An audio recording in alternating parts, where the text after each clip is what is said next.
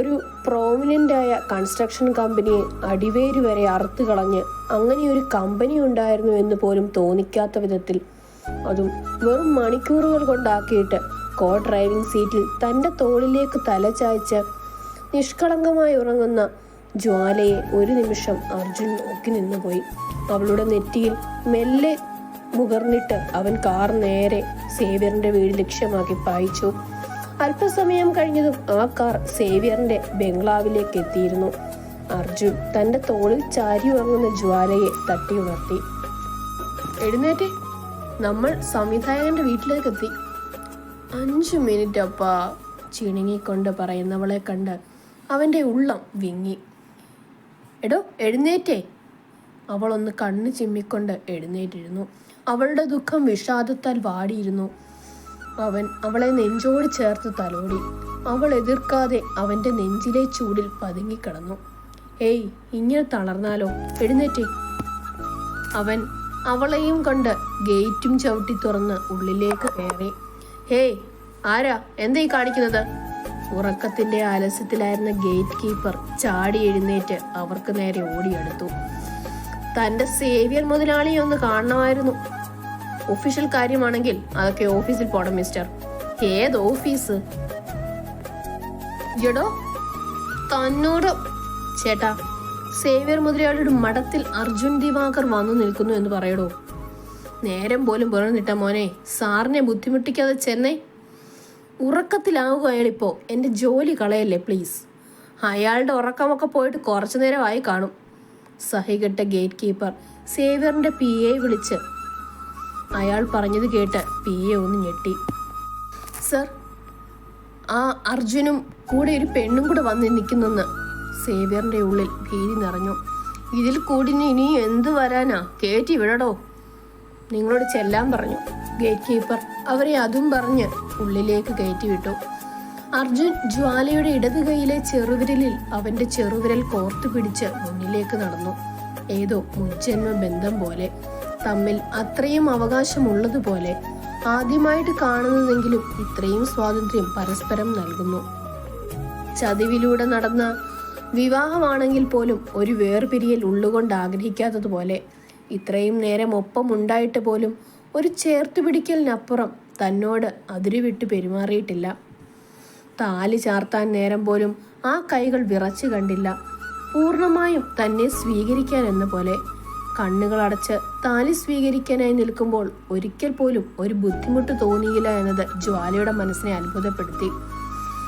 എനിക്ക് താൻ ഓക്കെയാണെന്ന് ആ നാവിൽ നിന്നും കേട്ടപ്പോൾ ഒന്നും സംസാരിക്കാനാവുന്നില്ലായിരുന്നു. എന്തിനോ കണ്ണുകൾ നിറഞ്ഞു. അതൊരിക്കലും വിഷമത്താലായിരുന്നില്ല, വർദ്ധിച്ച സന്തോഷത്തിലായിരുന്നില്ലേ താൻ? ഡിഗ്രി ചെയ്യുമ്പോൾ ഒരു പയ്യൻ കയ്യിൽ കയറി പിടിച്ചതിന് അവന്റെ ചെവിക്കല്ല് നോക്കി പൊട്ടിച്ച ഞാനാണ് ഇന്ന് കുറച്ചു മുന്നേ നെറുകയിലറിഞ്ഞ തണുപ്പിലും അനങ്ങാതെ കിടന്നത്. ആ ചുണ്ടുകൾ അടർന്നു മാറിയാലോ എന്ന ചിന്തയിൽ അവളിൽ ഒരു കള്ളച്ചിരി വിരിഞ്ഞു. പേരല്ലാതെ മറ്റൊന്നും അറിയില്ല, പക്ഷേ വല്ലാത്തൊരു സുരക്ഷിതത്വം. എൻ്റെ അപ്പ സ്നേഹം കൊണ്ട് മൂടാൻ ജാനിമോളെ എന്ന് വിളിക്കാൻ ഇനിയില്ല എന്നറിഞ്ഞപ്പോൾ ഹൃദയം നിലച്ചുപോയ അവസ്ഥയായിരുന്നു. അർജുൻ്റെ മനസ്സിലും ഇതേ അവസ്ഥയായിരുന്നു. ആരാണെന്നറിയില്ല. പേരും അരവിന്ദ് ഡോക്ടറിൻ്റെ മകളാണെന്നും ഒഴികെ. But she something big than I think. സേവ്യറിൻ്റെ സാമ്രാജ്യം നിമിഷ നേരം കൊണ്ട് തകർത്തെറിഞ്ഞത് കണ്ട് താൻ തന്നെ അമ്പരന്നുപോയി. സത്യത്തിൽ നീ അബ്രഹാം ഖുറേഷിയുടെ ആരായി വരുമെന്ന് ചോദിച്ചപ്പോൾ ചിരിച്ചുകൊണ്ട് തൻ്റെ നെഞ്ചിലേക്ക് അമർന്നു കിടന്നവൾ. അവൾ ആ സ്വാതന്ത്ര്യം എടുത്തത് വല്ലാതെ സന്തോഷിപ്പിച്ചിരുന്നു. എന്താണെന്നറിയില്ല. ഇതാവുമോ പ്രണയം? ഇനി തൻ്റെ കൈകളാൽ താലി ചാർത്തിയതിനാലാവുമോ?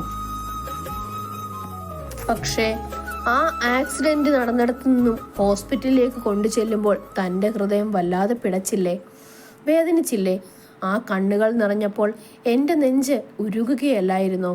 നെഞ്ചിൽ നിന്നും അടർന്നു മാറിയപ്പോൾ ശരീരത്തിൽ നിന്നും ഒരു അവയവം അടർന്നു പോയതുപോലെ എന്നും നെഞ്ചോട് ചേർത്ത് പിടിക്കാൻ തോന്നിയിരിക്കുന്നു. എൻ്റെ ജാൻ. പരസ്പരം നോട്ടമുടക്കിയപ്പോൾ ഉള്ളിലെ സ്നേഹം മുഴുവൻ കവിഞ്ഞൊഴുകുന്നത് പോലെ അവർക്ക് തോന്നി. അവർ രണ്ടുപേരും ആ ബംഗ്ലാവിനുള്ളിലേക്ക് നടന്നു കയറി. നേരം പുലരുന്നതേ ഉള്ളൂ. തീർത്ഥ മുത്തശ്ശനും മുത്തശ്ശിക്കുമൊപ്പം തറവാട്ടിലാണ്. തൻ്റെ ഫോൺ റിങ് ചെയ്യുന്നത് കേട്ടാണ് അവൾ ഞെട്ടിയുണർന്നത്. സമയം 4 മണിയാകുന്നതേ ഉള്ളൂ. പരിചയമില്ലാത്ത നമ്പറാണല്ലോ. എടുക്കണം. കോൾ കട്ടായി. വീണ്ടും ഒന്നുകൂടി റിങ് ചെയ്തതും തീർത്ഥ കോൾ അറ്റൻഡ് ചെയ്തു. ഹലോ. മറുവശത്തു നിന്ന് കേട്ട വാർത്ത അവളെ നടുക്കി. ഉള്ളിൽ നിന്നും കണ്ണുനീരിന്റെ ഉറവ പൊട്ടിയൊഴുകി. ഹൃദയം കീറി മുറിച്ചതുപോലെ. ഹലോ മാം, ഇത് വിക്ടോറിയ കോളേജ് ഹോസ്റ്റലിൽ നിന്നാണ്. മാം പെട്ടെന്ന് ഇവിടെ വരെ വരണം. പ്രിയ ഒരു അബദ്ധം കാണിച്ചു. അവൾ സൂയിസൈഡിന് ശ്രമിച്ചു. ഇപ്പോൾ ഇവിടെ സിറ്റി ഹോസ്പിറ്റലിൽ ഉണ്ട്. ബാക്കി കേൾക്കാൻ ധൈര്യമില്ലാതെ അവളിൽ നിന്നും ഫോൺ കട്ടിലേക്ക് വീണു. തീർത്ഥയുടെ ഉള്ളിൽ ഏട്ടത്തി എന്ന് വിളിച്ചുകൊണ്ട് തന്നിലേക്ക് ഓടി വരുന്ന ഒരു കുഞ്ഞു പെണ്ണിന്റെ മുഖം തെളിഞ്ഞു നിന്നു. അവൾക്ക് തല കറങ്ങുന്നത് പോലെ തോന്നി. മഹാദേവ, എന്റെ കൊച്ച്, എന്തിനാ അവൾ ഇങ്ങനെ കാട്ടിയേ? അയാൾ ഉപദ്രവിച്ചിട്ടുണ്ടാവുമോ? അവളുടെ കണ്ണുകൾ നിറഞ്ഞു. അവൾ പെട്ടെന്ന് എഴുന്നേറ്റ് കുളിച്ച് അടുക്കളയിലേക്ക് കയറി. രാവിലത്തെ ഭക്ഷണവും ചോറും കറികളും ഒക്കെ വെച്ചു. എന്നിട്ട് വസ്ത്രം മാറി ഇറങ്ങിയപ്പോഴേക്കും മുത്തശ്ശി എഴുന്നേറ്റിരുന്നു. മോളെ, ഇത് എങ്ങോട്ടായി വെളുപ്പിനെ? മുത്തശ്ശി, അത് ഒരു അത്യാവശ്യം. എൻ്റെ ഒരു കൂട്ടുകാരിക്ക് വയ്യാണ്ടായി, ഹോസ്പിറ്റലിലാണ്. പ്രിയയുടെ കാര്യമാണെന്നറിഞ്ഞാൽ കരയാൻ അത് മതി. അത്രയ്ക്കിഷ്ടമാണ് അവളെ. അതുകൊണ്ട് തീർത്ഥം മനഃപൂർവ്വം പ്രിയയാണെന്നത് മറച്ചു വെച്ചു. ആണോ മോളെ? ഇപ്പൊ തന്നെ പോണോ? നേരം പുലരുന്നതല്ലേ ഉള്ളൂ. പോണം മുത്തശ്ശി, എനിക്ക് ആകെ ഒരു വെപ്രാളം. ഇപ്പൊ എങ്ങനെയാ പോവാ? ബസ്സിലോ? മുത്തശ്ശി ഉണരുമ്പോ പറഞ്ഞേക്കണേ. മരുന്നൊക്കെ എടുത്തു വെച്ചിട്ടുണ്ട്. രാവിലത്തെ കാപ്പിയും ഉച്ചത്തേക്ക് ചോറും കറികളും ഒക്കെ ഒരുക്കി വെച്ചിട്ടുണ്ട്. കഴിക്കാൻ മറക്കല്ലേ. ഞാൻ ഇടയ്ക്ക് വിളിക്കാം. അവൾ സിറ്റി ഹോസ്പിറ്റലിലേക്കുള്ള ബസ്സിൽ കയറി. ICUലേക്ക് നടക്കുമ്പോൾ അവളുടെ കാലുകൾ ഇടറുന്നുണ്ടായിരുന്നു. ICUവിന് ഉള്ളിലേക്ക് നോക്കിയപ്പോൾ അവൾ കണ്ടു വാടിയ പനിനീർ പൂവ് പോലെ കിടക്കുന്ന പ്രിയയെ. കണ്ണുകൾ നിറഞ്ഞ് കാഴ്ച മങ്ങുന്നത് അവൾ അറിഞ്ഞു. ഒരു ഗദ്ഗതം അവളുടെ തൊണ്ടയിൽ വന്നു കുടുങ്ങി. തളർച്ചയോടെ അടുത്ത് കണ്ട കസേരയിലേക്ക് അവൾ അമർന്നിരുന്നു. എന്താ സേവിയറെ, ഉറക്കമൊന്നും ഇല്ലേ? ഡാ, നോക്കി വേണം കളിക്കാൻ. ആരോടാണെന്നൊക്കെ അറിഞ്ഞിട്ട് വേണം, അല്ലെങ്കിൽ കിട്ടുന്നത് 20 ഓർമ്മയുണ്ടല്ലോ ഹോട്ടലിൽ വെച്ച്. എന്തുവാടോ, അടിച്ചതിന്റെ കെട്ടിറങ്ങിയില്ലേ? ഇയാൾ ആരാടോ? എല്ലാം പോയല്ലേ, ഇനി എന്താ ബാക്കിയുള്ളത്? പുച്ഛം നിറഞ്ഞ അർജുന്റെ ചോദ്യം കേട്ട് അയാൾ ഞെട്ടി. അപ്പോ ഇവരും അറിഞ്ഞു എല്ലാം. അയാൾക്ക് എന്താ സംഭവിച്ചതെന്ന് അപ്പോഴും ഒന്നും മനസ്സിലായിട്ടില്ലായിരുന്നു. ഞാൻ എങ്ങനെ അറിഞ്ഞെന്നാണോ? ഈ പണി വന്ന വഴി തന്നെ ഇതല്ലേ സേവിയർ? എടാ, ചുമ്മാ കടന്ന് വിളിച്ച് സൗണ്ട് സിസ്റ്റം അടിച്ചു കളയണ്ട. തന്റെ സാമ്രാജ്യം നിമിഷ നേരം കൊണ്ട് കുളം തോണ്ടിയത് ദേ ഈ കൈ പിടിച്ചു തന്ന എൻ്റെ പ്രിയ പത്നിയാണ്. അവളുടെ കണ്ണുകളിലെ അഗ്നി കണ്ട് അയാളൊന്ന് പതറി.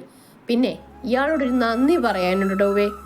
കാര്യം താനൊരു ചെറ്റയാണെങ്കിലും താൻ കാരണമാ ഇവളെ എനിക്ക് കിട്ടിയത്. പിന്നെ നന്ദി പറയാൻ ഇവിടെ വന്നത് എന്തെന്നാണെന്ന് വെച്ചാൽ, ഇനി നിന്നെ കാണണമെങ്കിൽ അങ്ങ് സെൻട്രൽ ജയിലിൽ വരണ്ടടാ. ബുദ്ധിമുട്ടാണത്. സെൻട്രൽ ജയിലോ? സേവിയറിന്റെ കണ്ണുകൾ മിഴിഞ്ഞു. പിന്നെ അല്ലാതെ. താൻ എനിക്ക് ചെയ്തു തന്ന ഈ ഉപകാരത്തിന് ഞാൻ തന്നെ, എന്റെ പൊണ്ടാട്ടി തന്ന ഉപഹാരം. ഗവൺമെന്റ് വകയല്ലേ ഫുഡ്, സർക്കാരിന്റെ അതിഥിയായിട്ട് കൂടുന്നേ. ഇതെല്ലാം കേട്ട് അയാൾ പെട്ടെന്ന് അവരുടെ നേർക്ക് പാഞ്ഞു വന്നതും ജ്വാലയൊന്ന് വെട്ടിത്തിരിഞ്ഞ് അയാളുടെ കഴുത്തിന് താഴേക്ക് ആഞ്ഞു കിക്ക് ചെയ്തു. ശരീരമാകെ ഒരു മിന്നൽ പാഞ്ഞതുപോലെ അയാൾക്ക് തോന്നി. അയാൾ ഒന്ന് വിറച്ചു. സേവിയറിന്റെ കഴുത്ത് വശത്തേക്ക് കോടിപ്പോയി. അയാൾ വേദന സഹിക്കാനാവാതെ അലറി. അവർ രണ്ടുപേരും പുറത്തേക്കിറങ്ങിയതും എൻഫോഴ്സ്മെന്റ് ഡയറക്ടറേറ്റിന്റെയും NIAയുടെയും വാഹനം ഉള്ളിലേക്ക് പാഞ്ഞു. അതേസമയം വാർത്തകളിൽ നിറഞ്ഞു നിന്നത് ബിസിനസിന്റെ മറവിൽ മയക്കുമരുന്ന് കടത്തിലും വ്യാപകമായ വിൽപ്പനയും നടത്തിയ ഫോർച്യൂൺ കൺസ്ട്രക്ഷന്റെ ഉടമ സേവിയർ അറസ്റ്റിലായിരിക്കുന്നു. നിനക്കെവിടെ നിന്ന് ഈ വിവരങ്ങളൊക്കെ? അർജുൻ ജ്വാലയോട് ചോദിച്ചു. അതിനൊക്കെയുള്ള സോഴ്സ് കയ്യിലുണ്ടെന്ന് കൂട്ടിക്കോ. ശരിക്കും താൻ ആരോടോ? ഞാനൊരു പാവം ബിസിനസ് വുമൺ. എന്നെ കുറിച്ച് കൂടുതൽ അറിയാൻ അർജുൻ ആഗ്രഹമുണ്ടെന്നും തനിക്ക് അതിനുള്ള അവകാശമുണ്ടെന്നും എനിക്കറിയാം. ഞാൻ മെല്ലെ പറയാം എന്നെക്കുറിച്ചെല്ലാം. ഇപ്പൊ പറ്റില്ല. അർജുൻ സന്തോഷത്തോടെ തന്നെ കണ്ണു ചിമ്മിക്കൊണ്ട് അവളെ ചേർത്ത് പിടിച്ചു നടന്നു. അകലെ നിന്ന് 2 താരകങ്ങൾ അത് കണ്ട് മിന്നിത്തിളങ്ങി. അർജുൻ വഴി ജ്വാല സേവ്യറിന് കൊടുത്ത പണി അറിഞ്ഞ ഹർഷനും രഞ്ജിത്തും കൂടുതൽ ടോർച്ചർ ചെയ്യാതെ SIയെ ചുരുട്ടിയെടുത്ത് അയാളുടെ വീടിന് മുന്നിൽ കൊണ്ടിട്ടു. അതിനിടയിൽ ഹർഷൻ അയാൾക്കുള്ള സസ്പെൻഷൻ ഓർഡറിനുള്ള വകുപ്പും ശരിയാക്കിയിരുന്നു. രാത്രി ഹർഷനെ മുറിയിൽ കാണാതെ രഞ്ജു ടെറസിലേക്ക് ചെന്നു. അവൻ ഇന്ന് ഉറങ്ങില്ലെന്ന് രഞ്ജിത്തിന് നന്നായി അറിയാമായിരുന്നു. സമാധാനത്തോടെ അവനൊന്ന് ഉറങ്ങിയിട്ട് 4 വർഷങ്ങളായിരുന്നു. അവൻ ഹർഷന്റെ അടുത്തായി ചെന്നിരുന്നു. ഇന്നല്ലേ? 4 വർഷം. പോവണ്ടേ? പോണം. ഞാനല്ലാണ്ട് വേറെ ആരാടാ? അവന്റെ ശബ്ദമിടറി. നിനക്കൊന്ന് കരഞ്ഞൂടെ ഹർഷ? എന്തിനാ എല്ലാം ഇങ്ങനെ ഉള്ളിലൊതുക്കിക്കൊണ്ട് നീറി? കഴിയുന്നില്ലടാ. കണ്ണീരൊക്കെ എന്നോ വറ്റിയതാ. ഒത്തിരി സഹിച്ചു കാണില്ലടാ. വാക്കു കൊടുത്തുപോയി. അതുകൊണ്ട് മാത്രമാണ് ഞാൻ അനങ്ങാതിരിക്കുന്നത്. അവൻ ഹർഷനെ ചേർത്ത് പിടിച്ചു. ഹർഷന്റെയും രഞ്ജുവിന്റെയും കണ്ണുകളിൽ പകയാളി. തീർത്ഥ? അടുത്തിരുന്ന മധ്യവയസ്ക അവളോട് ചോദിച്ചു. അതെ.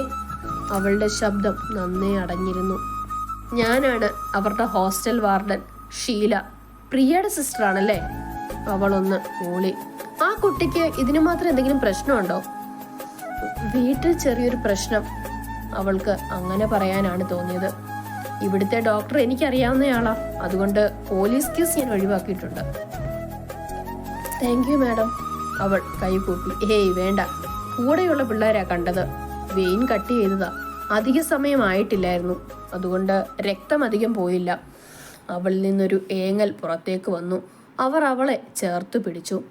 ICUവിൽ നിന്ന് ഡോക്ടർ പുറത്തേക്ക് ഇറങ്ങിയപ്പോൾ തീർത്ഥ അയാളുടെ അടുത്തേക്ക് ഓടിച്ചെന്നു.